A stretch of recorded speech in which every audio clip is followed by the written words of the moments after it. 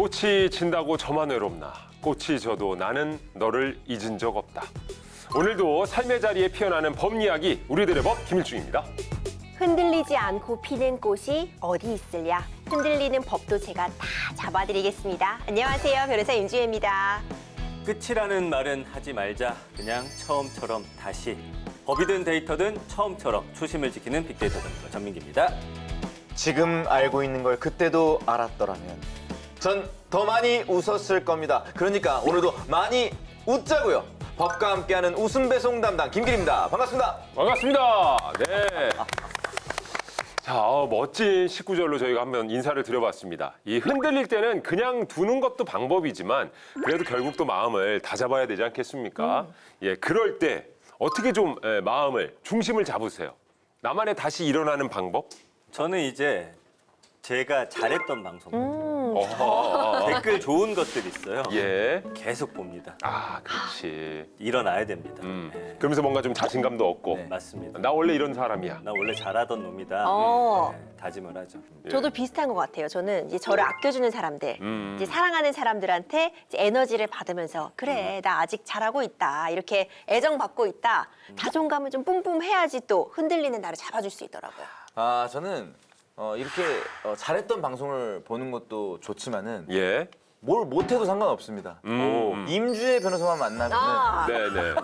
뭐든 다 잘했다고 해주니까 제가 또 굉장히 칭찬 많이 해드리거든요. 칭찬 머신. 칭찬 머신. 칭찬을 많이 해주시는 분과 만나는 그렇죠. 것도 좋고 그리고 또 여행을 가는 것도 굉장히 좋은 방법인 것 같아요. 아, 그렇죠. 뭔가 좀 이렇게 환기를 할 수 있게 여행도 가고. 아니면 차라리 그냥 뭐 푹 잠을 자고 일어나면 뭔가 좀 다시 개운한 느낌으로 네. 중심을 잡을 수가 있죠. 네. 정말 흔들릴 때는 그 여행처럼 멀리 나가보는 것도 좋은 방법일 수 있을 것 같습니다. 맞아요. 그렇다면 이제 여행을 간다. 어떻게 뭐 휴양지에서 그냥 쉬는 거 아니면 관광 가서도 또 체험해 보시는 분들도 많고 네. 어떤 스타일이세요?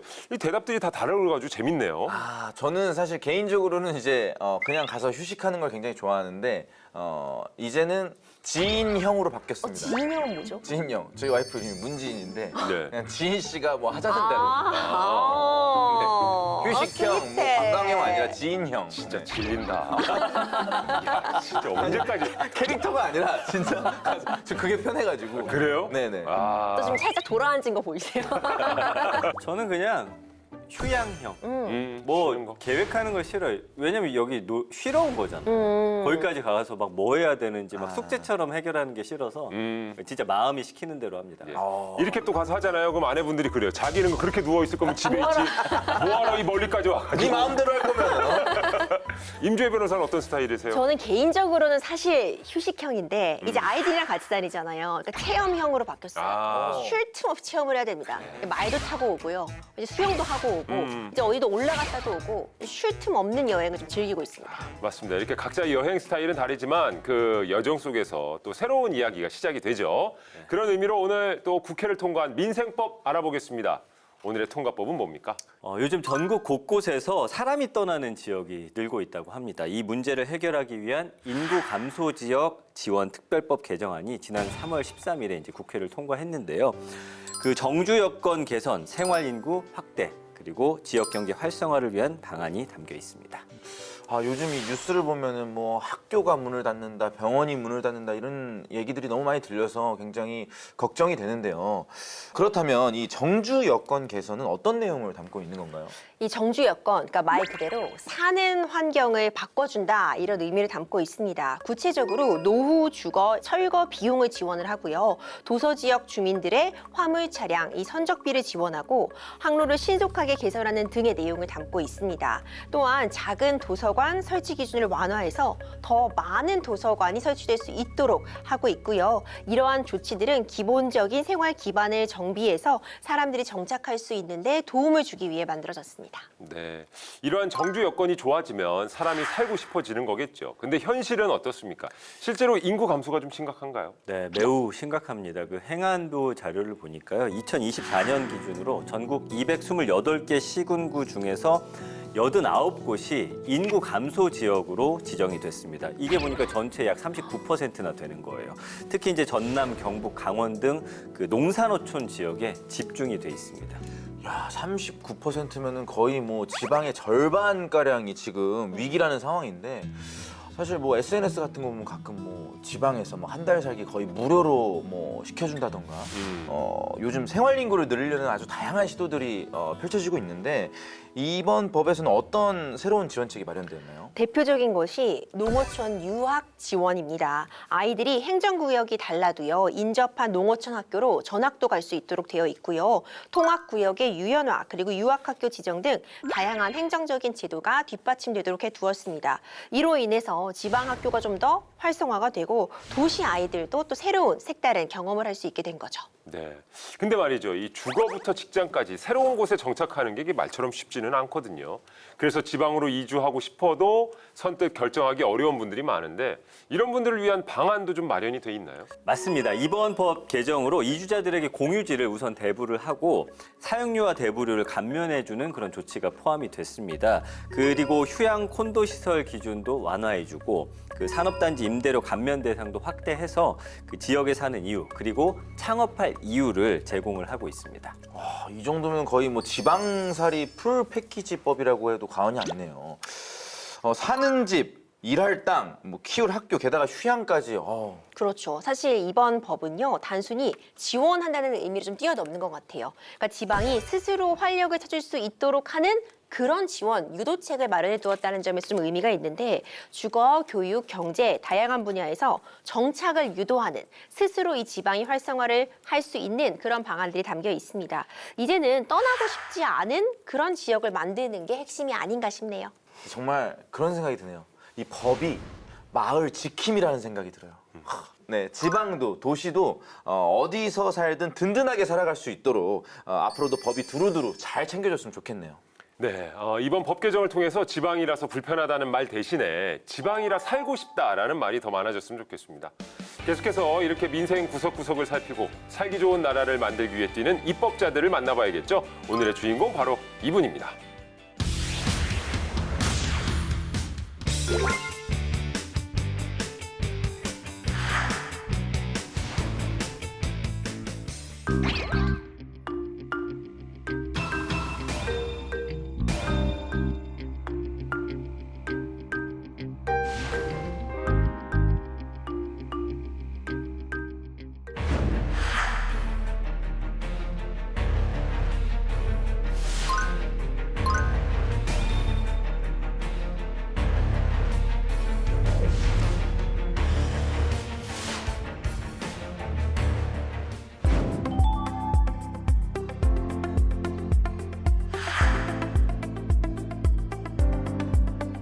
그동안은 1인 미디어들이 그냥 각자 자기 재능을 가지고 하는 것이었는데 이게 이럴 게 아니라 그걸 하나의 독립 산업으로 이제 법적 지위를 부여하는 겁니다. 정부가 공통의 어떤 플랫폼이나 교육 훈련 또 해외 시장 개척에 기회를 제공해 주자. 이 스마트 기기에 접속 장애가 일어나면은 완전히 막 공황 상태 오지 않겠습니까? 네. 아무것도 네. 못 합니다. 과학기술정보통신부 장관이 전담 기관을 지정하게 해서 디지털 재난 관리에 컨트롤 타워가 될 수 있도록 하자.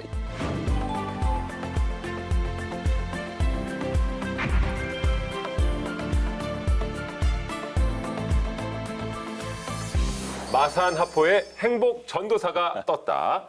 시민과 소통하고 행동하는 정치인이죠. 해피하포 형도 캔도 최영도 의원님 자리하셨습니다. 어서 오세요. 네, 안녕하십니까? 예.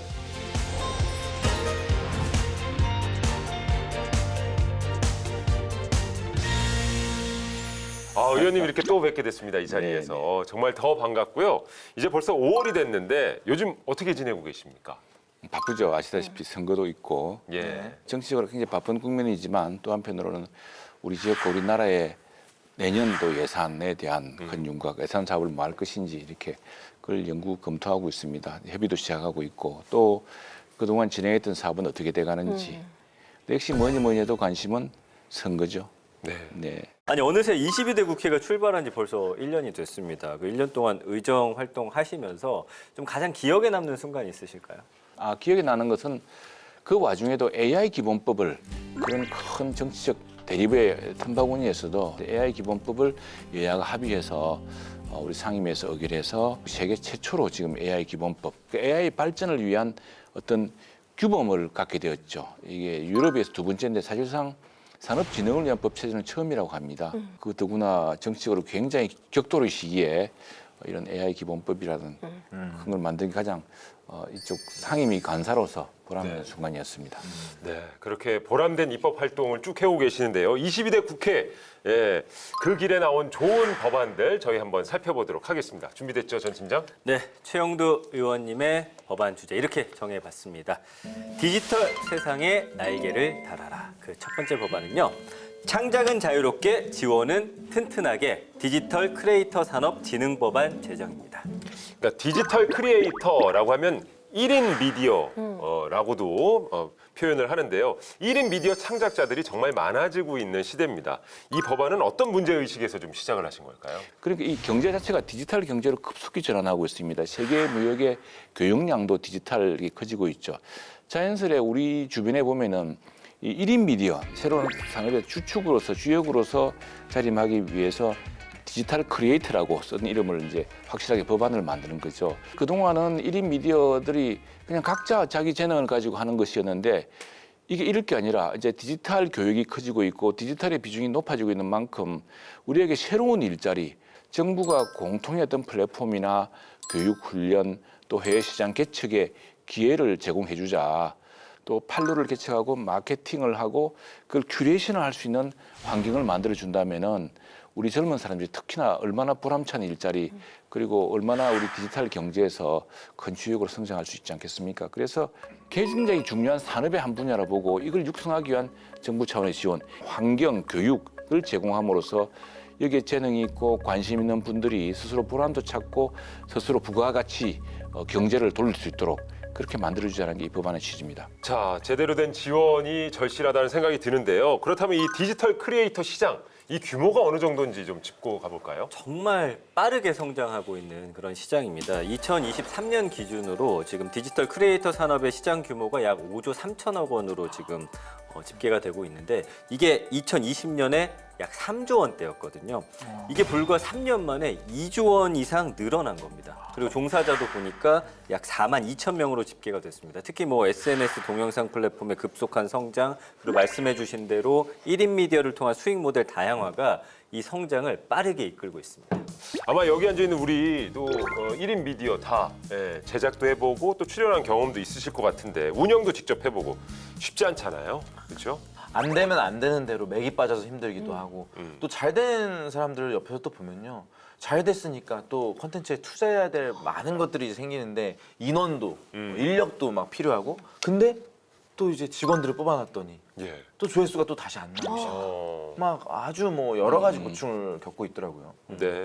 지금은 그리고 워낙 또 채널도 다양해지고 워낙 많은 분들이 하다 보니까 경쟁이 심해졌어요. 네. 사실 여기서 살아남는다는 게 그렇게 쉬운 일은 아닌 것 같습니다. 맞습니다. 자, 실제로 우리 의원님께서 1인 미디어 종사자들을 또 직접 만나고 간담회도 네. 하셨다고 들었는데요. 어떤 어려움들을 토로하던가요? 구독자가 10만 명이면 굉장한 거 아니겠습니까? 그렇죠. 10만 네. 명인데 근데 사실상 조회수 수입으로는 한계가 있다. 한 달에 100만 원 정도 있는데 그건 생활이 안 되지 않습니까? 최저임금도 안 되는 건데 굉장히 10만 명이면 재능이 있는 거거든요. 가능성도 있는 것이고 훌륭한 콘텐츠로 해서 느낄 어떤 사람들의 행복감도 있겠고 10만, 5만 넘었던 이 디지털 크리에이터들이 굉장히 경우에 따라서는 정말 잭팟을 터뜨릴 수도 있고 그 이 산업의 지속 가능한 성장을 위해서 제도적 지원, 어떤 제도가 필요하냐, 플랫폼이든 아니면 교육 시스템이든 그리고 공정한 수익 분배 구조. 이로 인해서 뭔가 플랫폼은 잘 돌아갔는데 정작 이걸 만든 사람한테는 돈이 제대로 안 들어오는 구조가 많지 않습니까? 지금 그런 불공정의 문제를 이제 좀 제도적으로 차단하기 위해서 또 표준 계약서 같은 걸 해준다든가 이런 걸 만들려고 하는 겁니다. 이 디지털 크리에이터 산업이 아직 제도적인 기반이 약하다 이런 평가가 나오고 있는 것 같아요. 이런 부분들을 개선하고자 이 법안 딱 준비하신 것 같은데 핵심 내용 의원님 좀 짚어주세요. 그 디지털 크리에이터 산업 하는 사람으로부터 이제 여러 가지 의견을 모아서 이걸 하나의 독립 산업으로 이제 법적 지위를 부여하는 겁니다. 지금 법적 지위가 있어야 정부든 지방자치단체든 이걸 하나의 지원 대상으로 이제 정책을 연구할 수가 있게 되고 예산도 투입할 수 있게 됩니다. 잘하는 것부터 시행착오는 줄일 수 있도록 그런 교육 훈련도 필요하고 창업도 필요하고 심지어 미국에서든 외국에서든 우리 먹방을 먹방이라 그대로 그럽니다. 예. 새롭게 만들어내는 또 한국의 어떤 재미, 한국의 아름다움, 여러 가지 멋 이런 것들을 할 수 있는 그 해외 진출 경로 같은 것을 좀 만들어 줘야겠고요. 그런 산업이 우리 정부의 중요 정책 대상이 돼야 되고 국회에서도 눈여겨봐야 되는 지원 대상이 돼야 된다는 것을 지정을 하고 그 영역을 이제 하나하나 따져서 연구를 시작했다는 점이겠습니다. 네. 자, 그리고 또 하나 살펴보면요. 법안에 종합정보 시스템 구축도 담겨 있던데 어떤 기능을 하게 되는 겁니까? 정부로서는 전체적으로 이 디지털 그 시장에서의 콘텐츠 유통 이런 것들이 어떤 추세다, 또 어떤 부분이 인기가 있다, 이런 이제 산업 동향 같은 걸 좀 파악해서 보여줘야 될 것 같고요. 지원 정책이 뭐가 있다는 것을 알려줘야죠.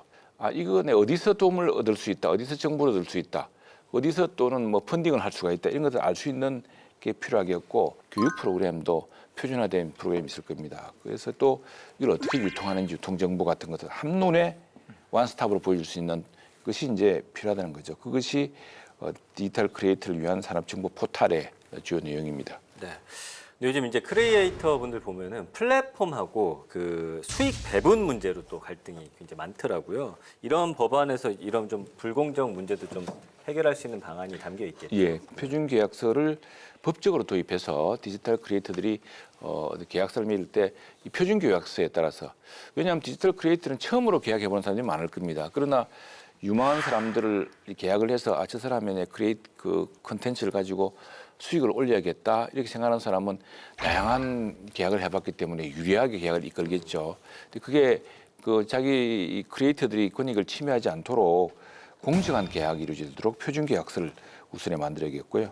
그거 하나 있고, 그다음에 주요 계약 정보 사진 고지 의무, 또 자율 가이드라인, 또 상생 협력 협의체 구성, 협약 체결 권장, 실적 평가 제도까지 마련해서 크리에이터들이 더 이상 시장에서 을이 아니라 창의적인 공정 파트너로서 역할할 수 있는 그런 기반을 마련해 주자는 취지입니다.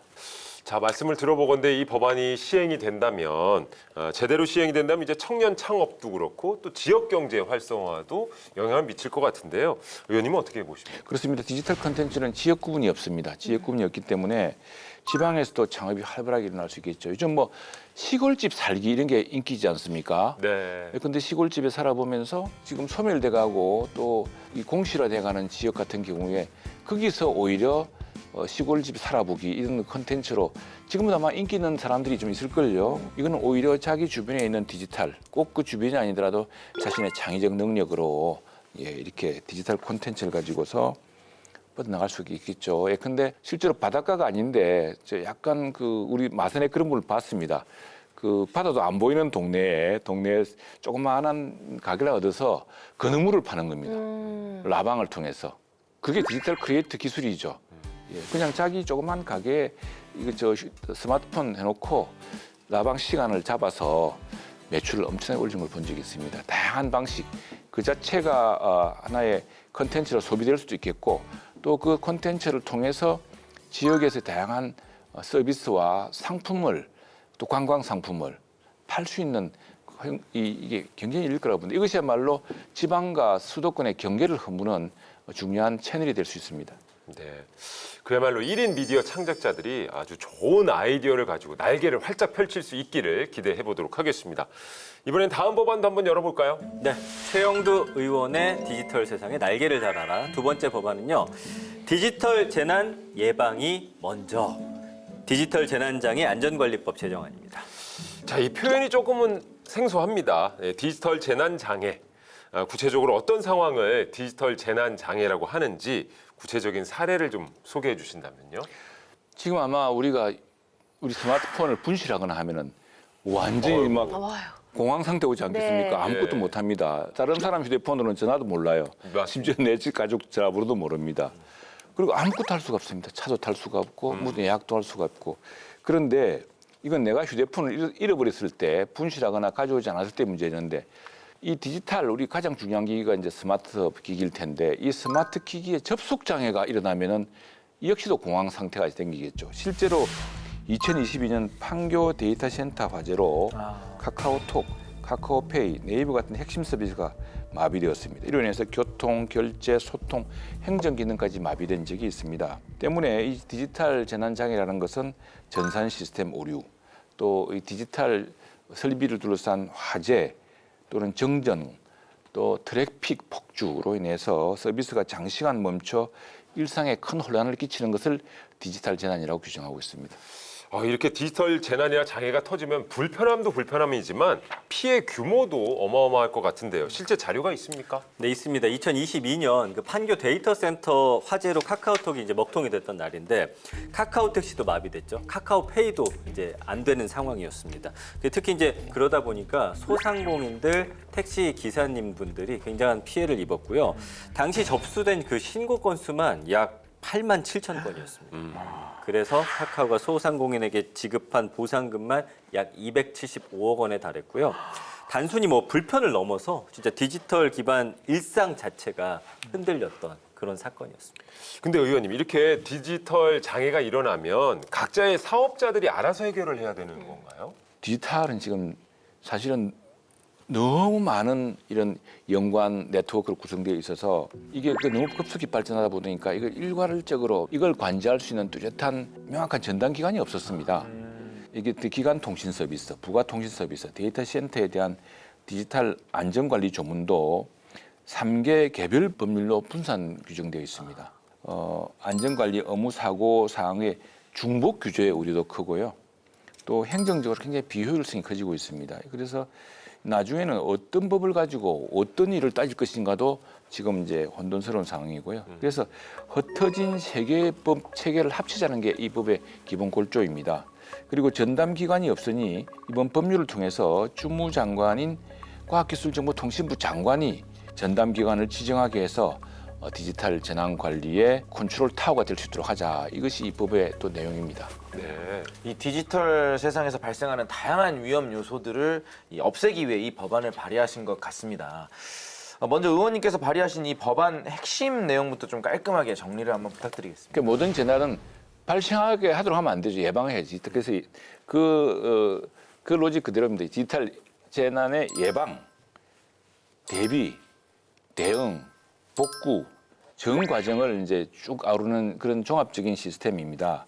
첫째, 정부가 주무부처인 이제 과기정통부가 되겠죠. 과기정통부가 디지털 안전 관리를 위한 종합 계획을 3년마다 수립하고 또 주요 사업자는 매년 관리 계획을 제출하도록 했습니다. 그리고 세 번째는 과기부 장관이 지정한 진담기관이 이에 대한 이행을 점검하고 지원하는 그 내용이 되겠습니다. 이 법안의 그 핵심 내용 중에 하나가 바로 그 전담 기관의 지정인데요. 구체적으로 어떤 기관이 이 역할을 맡고 어떤 일을 하는지도 궁금합니다. 네, 사실 전담 기관이 지금 여러 후보가 있습니다. 굉장히 관련된 산업도 많고 하기 때문에 그래서 과학기술정보통신부가 결국 그 장관이 숙고해서 이제 지정하게 될 것입니다. 과학기술정보통신부가 지정한 전담 기관은 관리계획의 이행 점검 그리고 디지털 위기 대책본부 같은 운영, 디지털 안전관리 업무를 지원하게 됩니다. 한마디로 딱 규정할 수는 없고 그 기관이 제일 적절한 효율적인 기관으로 과학기술정보통신부가 지정하도록 했습니다. 자, 그러면 이 법이 시행이 되면 사업자들은 뭐 어느 정도의 준비를 좀 해야 될지 궁금하고요. 사업자들에게 또 어떤 법적 의무가 더해지는지 그것도 좀 짚어주시기 바랍니다. 사업자는 이제 매년 관리 계획을 제출하도록 되어 있습니다. 왜냐하면 2022년에 경험해봤기 때문에 그때 경험했던 회사들은 그게 어디서 문제가 생겼는지를 이제 매년 점검해야겠죠. 그래서 매년 이 관리 계획을 함으로써 그 사내에서도 지금까지 발생했던 유형이 어떤 것이고 또 다른 유사 업종에서 발생했던 일이 어떤 것이기 때문에 우리가 어떤 대비를 해야 된다. 왜냐하면 이게 터지면은 그 사업자가 뭐 비난도 비난이지만 손해보상도 해줄 수가 있습니다. 손해배상도 해줄 수가 있거든요. 그렇기 때문에 그걸 막기 위해서도 이 법의 체제에 따라서 재난의 안전관리, 매년 관리 계획을 제출해야 됩니다. 제출해야 되고요. 그 제출을 하면 그걸 바탕으로 스스로도 점검하고 또 전담 기관이 실제로 이행하고 있는지를 점검하게 되는 것이죠. 자, 이 법안이 시행된다면 말이죠. 추가로 필요한 후속 입법이라든지 제도 개선 부분 어떤 것들이 필요하다고 보세요?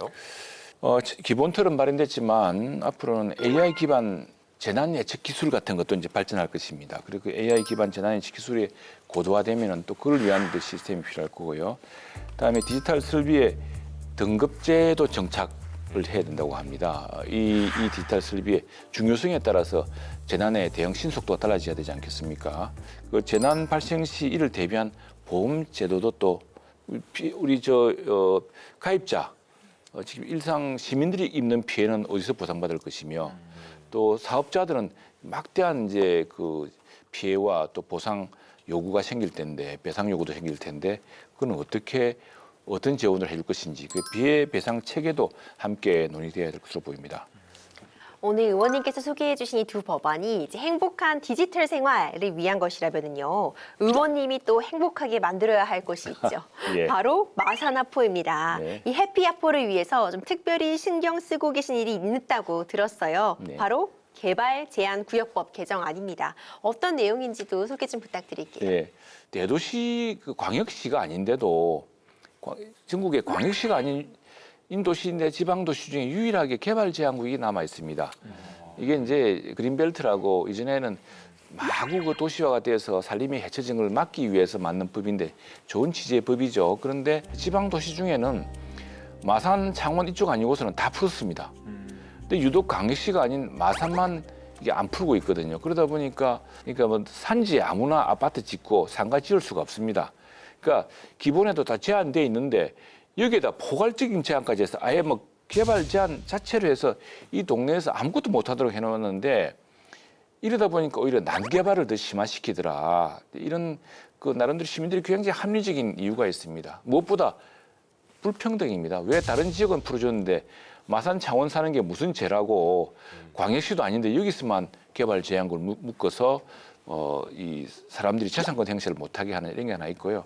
개발 제한 구역을 통해서 녹지를 보존하는 게 목적인데 녹지를 보존하기 위해서는 훨씬 더 계획적이고 좋은 방법이 있다. 그냥 못하게 함으로써 녹지를 확대하는 것이 아니고 개발 제한 구역으로 인한 불필요한 또 불평등한 재산 침해, 재산권 침해는 해소해 주면서 녹지는 더 멋지게 복원하는 이런 방식을 짜야 된다는 게 우리 시민들의 요구고 저도 그렇게 생각하고 있습니다. 그래서 규제개혁위원회와 함께 이 이야기를 상의하고 있고 또 이 국토 개발 제한 구역을 관리하는 곳이 바로 국토부입니다.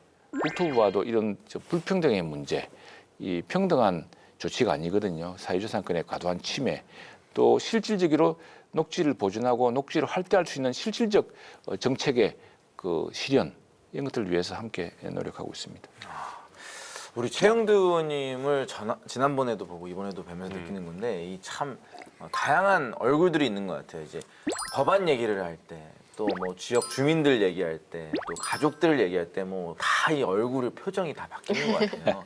정말 다양한 매력이 있으신 것 같은데 이 정치인 최영두가 아닌 인간 최영두의 매력을 느낄 수 있는 어떤 뭐 TMI 좀 하나 말씀해 주실 수 없을까요? 예. 그러니까 아무튼 제가 뭐 이렇게 이야기할게요. 그냥 우리 저 후배들이 장난삼아 내 선거 캐치프레이즈 만들면서 형두 캔두로가 만들었는데 이게 의외로 대박을 쳤습니다. 네. 근데 저는 처음에 듣고서 나는 지금 잘못하면 망신도 당하고 이럴 수 있는 선거에 떨어지면 사실 그 참 어렵습니다. 어려운데 아니 이 엄청난 선거를 그 우리 후배들은 장난으로 생각하나라고 생각을 했는데 의외로 그 형두 캔두를 입에 혀에 탁 붙는다 그러면서 좋아해요 사람들이. 그리고 막상 최형두라는 풀네임은 전체 이름을 모르는데 형두 캔두는 아는 사람이 훨씬 많더라고요. 한번 내가 택시를 탔는데 초기에 혹시 이번에 선거에 넣은 후보 중에 아시는 분이 있습니까 했더니 한 60대 넘어 되는 여성 운전자였는데 글쎄 나는 잘 모르겠는데 이름이 내자인 사람이 있더라 이거예요. 이름이 누굽니까? 그러니까 형두 캔두라고 그래서 사람들이 제가 나이가 꽤 있는데 아주 젊은 사람인 줄 알아요. 그럴 수 있을 것 같아요. 예, 형두 캔두 좋다고 한번 듣고서 그래서 사실은 정치인들은 참 미움을 많이 받는 직업 아닙니까? 뭐 못하기도 하고 또 실망도 시키고 분노시키는데 이것들이 형두 캔두라는 이름 속에 묻어서 솜사탕처럼 조금 달콤하게 다가가는 게 있는 모양입니다. 그래서 그걸 많이 팔고 있습니다. 야, 근데 그 정말 그 애칭, 별칭 덕분에 예. 여러 가지 또 장점이 있었습니다. 또 의원님을 이렇게 자주 뵙다 보니까 이 마산하포 지역, 이 예. 해피하포는 정말 어떤 곳인지 더욱더 궁금해지지 않아요, 그죠? 맞습니다. 너무너무 궁금하기도 하고 우리 또 의원님이랑 또 이제 함께 하니까는 아까 우리 아이들이 굉장히 우리 의원님을 좋아한다는 얘기를 했었지만은 아닙니다. 사실 요즘 아이들이 뭐 시킨다고 해서 그렇게 뭐 누구를 함부로 좋아하거나 그러진 않습니다. 정말 이 좋아할 만한 이유들이 분명히 있는 우리 최영두 의원님이 또 꾸리시는 이곳에 꼭 가보고 싶다는 생각이 듭니다. 예, 제가 조금 더 이렇게 오시라고 저 홍보를 하자면은 저는 국회 상상 우리 도시를 소개할 때 대한민국 민주화 산업화 본산이라고 합니다. 사실은 3.15가 최초로 일어났던 도시고요. 4.19 혁명의 전반부가 사실 여기 있었습니다. 그다음에 산업화, 자유무역지 아까 이야기하지 않습니까? 그리고 바로 인근에서 창원 국가산단을 해가지고 대한민국이 큰 지금 뭐 K방산이며 이런 큰 국가의 산업의 기둥을 만들었던 지역이죠. 그러니까 민주화, 산업화, 본산, 마산. 또 요즘 소개하기는 대한민국 지중해 도시라고 그럽니다. 그러니까 뭔 뜬금없는 지중해냐 그러는데 다 이유가 있습니다.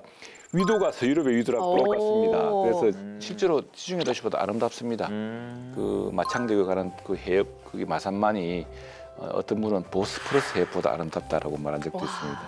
오고 싶죠? 네. 더욱더 그 매력적으로 요즘은, 다가오네요. 예, AI 디지털 자유무역 도시로 거듭나려고 노력하고 있습니다. 그래서 저는 막 우리 도시에 대해서 사람들한테 아직까지 많은 성취를 못했기 때문에 잘 될 거라는 뜻으로 늘 건배사는 만사형통, 마산형통을 합니다. 만자에다가 이연자를 이쪽으로 옮기면 마산 아닙니까? 그럼 제가 만사형통하면 여러분은 마산형통 해달라고 해서 꿈을 만들기 위해서 힘들지만 노력하고 이렇게 해서 만들어가고 있는데 한번 보십시오. 진짜로 좋습니다. 라인 맞추시는 데는 이제는 장인이시네요. 예. 저는 그 말의 힘을 믿거든요. 그 말은 마음에 꽂히다라는 말도 있는데 이런 말들을 만드는 것 자체가 사실은 그 지역에 대한 대한민국에 대한 어떤 의원님의 좀 마음이 느껴져서 더 좋았던 것 같습니다. 네. 의원님의 말이 꽃이 돼서 해피하포 그리고 대한민국 형통하기를 저도 기원하도록 하겠습니다. 네, 저도 삼행시 한번 준비해봤습니다. 네, 네. 예. 의원님께 드리는 이제 당부의 말씀, 이제 응원의 말씀으로 한번. 예, 예. 아, 그럴까요? 전해드리겠습니다. 제가 외쳐드릴까요? 네, 크게 외쳐주세요. 예. 자, 최강 추진력과 형! 형님의 호영능으로 두! 두말할 것 없이 행복한 해피하포 그리고 디지털 세상 열어주세요. 오, 네. 이름으로 삼행시 좋습니다. 제가 그 써보겠습니다. 예, 좋습니다. 고맙습니다. 자, 이렇게 22대 국회도 벌써 두 회째를 맞이하고 있는데요. 예, 앞으로의 입법 활동 계획과 포부도 한 말씀 밝혀주시죠. 지금 우리나라 전체 가지고 그 삼각파도의 위기라고 합니다. 지금 새로운 무역 전쟁, 관세 전쟁이 시작되어서 매우 어려운 시기인데 이런 시기에 국가의 경쟁력을 높이는 게 매우 중요해졌습니다. 그래서 AI 디지털로 기존의 우리 제조업과 산업의 경쟁력을 높여야 됩니다. 마침 제가 AI 쪽을 관장하는 과학기술정보방송통신위원회 국민의힘 간사로서 특히 노력하고 있고요. 이게 지역 경쟁력을 높이고 우리 경제를 살리는 길이기도 합니다. 지금 특히 저는 우리 창원 국가산단의 이런 거대한 제조기업의 기술, K방산, K원전, K조선 들어보시지 않습니까? 이게 전부 창원 국가산단과 바로 마산 앞에 있는 거제도에서 일어나는 일입니다. 여기에 AI의 날개, 디지털의 날개를 달기 위해서 지금 초거대 제조 AI 글로벌 실증 사업을 하고 있습니다. 이 사업이야말로 우리 대한민국 제조업을 AI의 세계에서 초격차를 만들어서 중국과도 경쟁하고 일본과도 어깨를 겨루고 이렇게 해서 우리의 광복 80주년 오늘날 대한민국을 이룬 경제의 기반을 더욱 튼튼하게 다지고 우리 지역도 행복한 도시로 만들겠다는 그 꿈을 가지고 있고 한 발짝 한 발짝 나아가고 있습니다. 네. 자, 지금까지 마산하포의 일꾼 형두 캔두 최영두 의원과 함께한 시간이었습니다. 오늘 정말 감사합니다.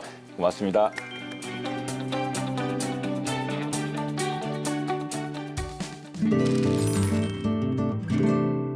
법을 몰랐다고요? 아니면 법을 잘못 알고 계셨다고요? 제대로 법 읽는 방법을 알려드리는 시간입니다. 법!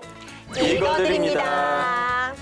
자, 저 학창 시절만 해도 이런 게 참 많았어요. 그러니까 네. 명품 브랜드인데 뭐 예를 들어 철자만 하나 살짝 바꿔가지고 예 바꿔서 판매를 한다든지 네. 아니면 뭐 이렇게 뛰는 동물의 모양을 살짝 뭐 다르게 한다든지 그래서 이거 가짜 아니야?라고 이렇게 좀 의심도 하고 아니면 좀 웃었던 기억들 있었거든요. 네. 네. 많죠. 사실 이렇게 말 모양 유명한 예. 로고 있잖아요. 근데 말 자세히 보면 다리가 뭐 6개고 뭐 이런 거 흔한 가짜 옷 있었죠. 맞습니다. 저 때 제가 기억나는 게 그때 당시 그 푸땡다 그 가방이 고등학교 때 엄청 유행을 했었어요. 네. 그 여자 가방. 예. 그래서 역삼각형 모양의 네. 그 명품 네. 브랜드. 너무 비싼데?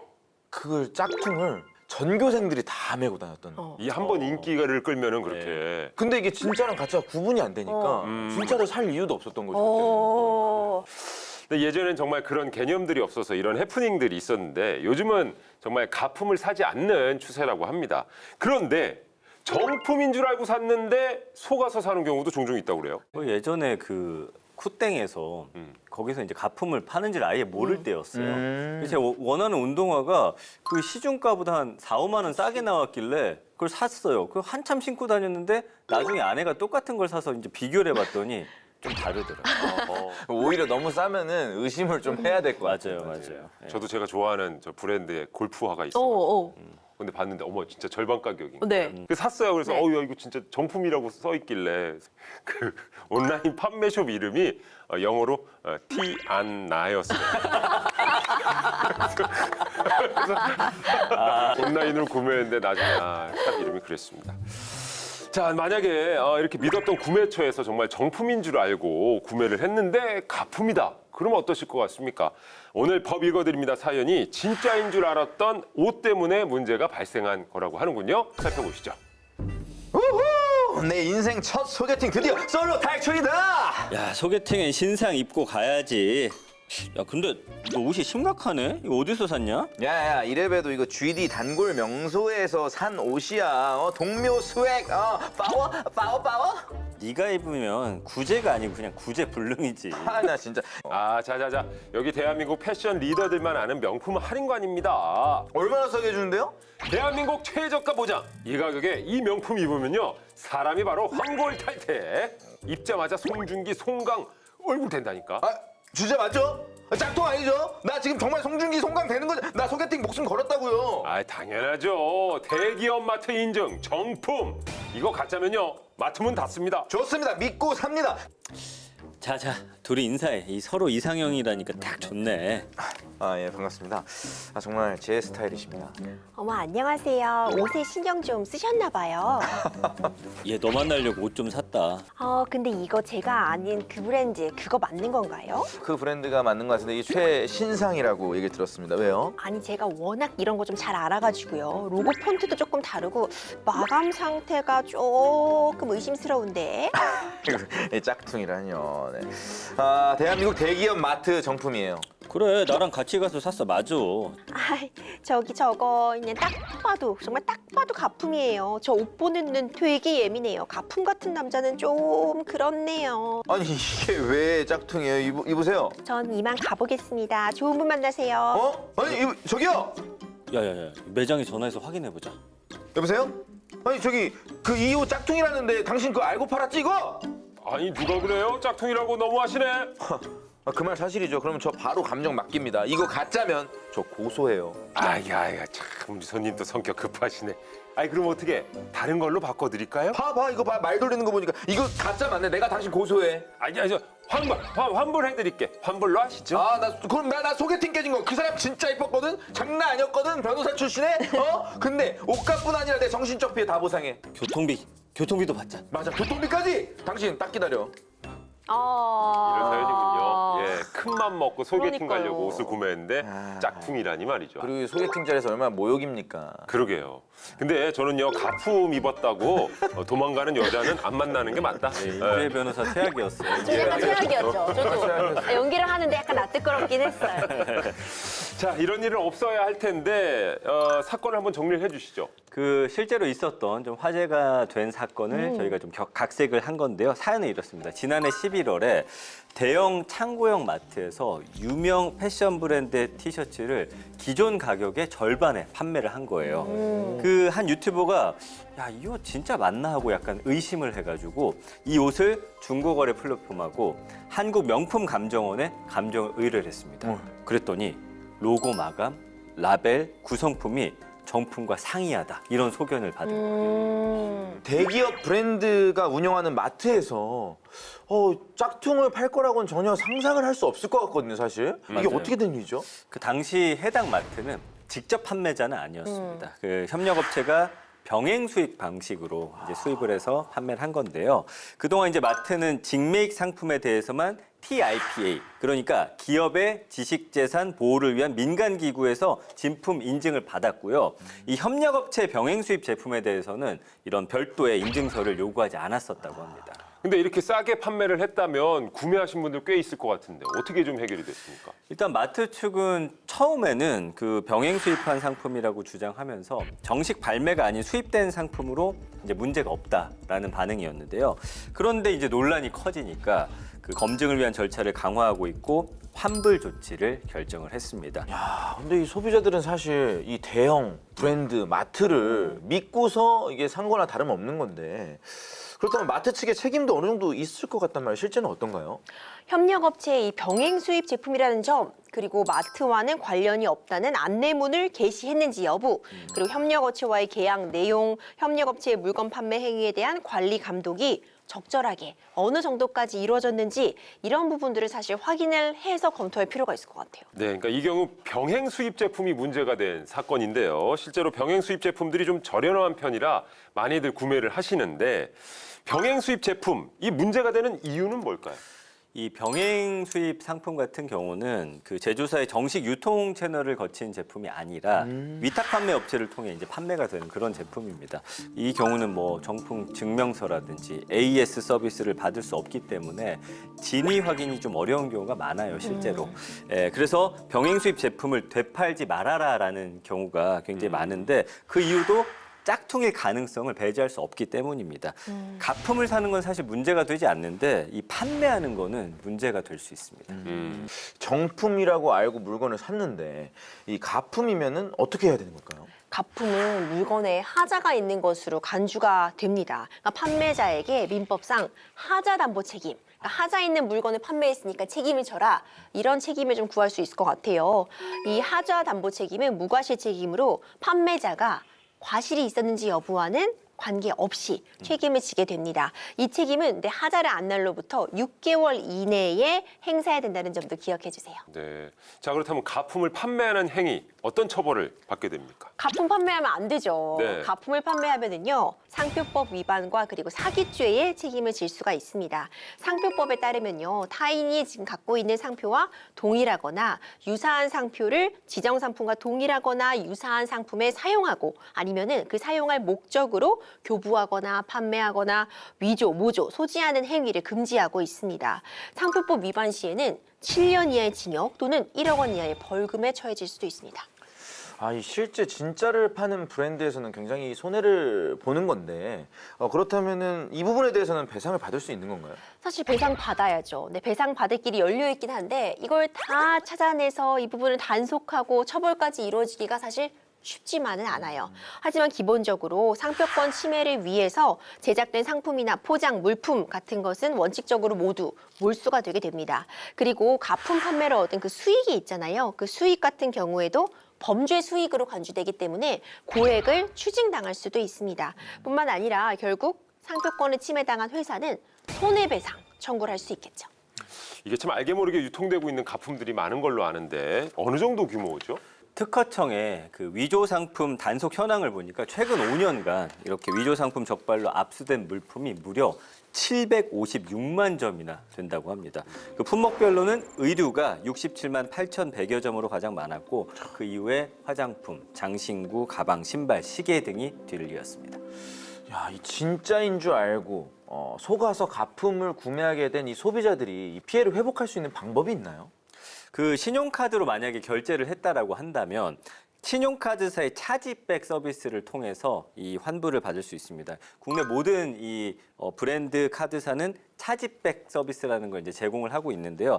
단 이게 가품이다. 사기를 당했다라는 점을 입증할 수 있는 충분한 자료를 카드사에다가 이제 제출해야 되고요.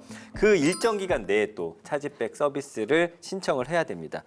현금으로 만약에 거래를 했다면 먼저 가품 판매자를 찾아야 합니다. 자, 그럼 내가 산 물건이 가품으로 의심될 때 이거 어떻게 하면 좋을까요?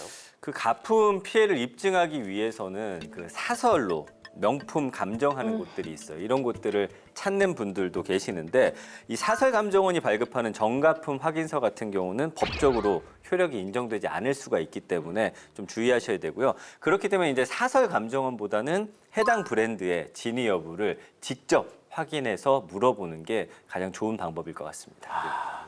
그렇다면 굉장히 이제 좀 중요한 질문이 될 수 있을 것 같습니다. 가품인 걸 분명히 알면서도 구입한 사람, 이분들도 처벌이 있는 건가요? 결론부터 말하면요. 가품을 구매한 사람을 처벌하는 그런 법 규정은 존재하지 않습니다. 가품과 관련해서는 상표법 제230조의 처벌 규정이 있는데 판매하는 사람만을 대상으로 하고 있어요. 그러니까 구매했다고 처벌받는 것은 아니겠지만 그래도 당연히 가품은 구매해서는 안 되겠죠. 맞습니다. 예.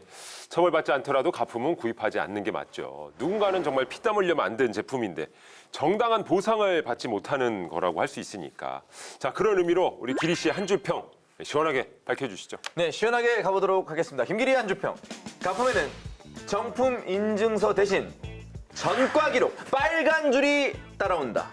가품은 진품의 가치를 따라올 수 없습니다. 가품 만들지도 팔지도 사지도 맙시다. 네, 맞습니다. 가품 없어져야 할 것 같습니다. 자, 그리고 오늘은 특별히 전해드릴 이야기가 또 하나 있습니다. 바로 저희 우리들의 법이 3년간의 여정을 마무리하는 날이기도 하는데요.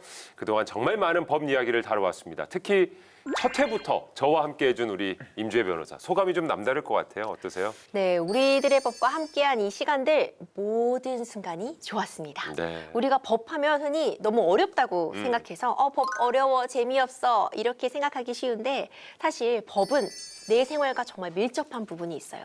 내 권리를 당당하게 주장하고 내가 의무 없는 일을 하지 않게 나를 지켜주는 게 바로 법이거든요. 이 우리들의 법이라는 시간을 통해서 법을 조금 더 친숙하게 느끼셨으면 하는 바람입니다. 너무너무 감사했고 우리 멤버들 너무 좋았는데 너무 그러게요. 좋았습니다. 모든 순간 감사했습니다. 우리 전민기 팀장 어떻습니까? 저 같은 경우는 이제 사실 법이라는 게 우리 같은 일반인들은 어렵다, 모른다고 외면하는 경우가 많은데 그러다 보니까 사실 피해 당하고 사기꾼도 많잖아요. 우리들의 법을 통해서 이런 어려운 법도 정말 쉽게 많은 분들에게 전달을 해드렸었는데 왜 없어지나요?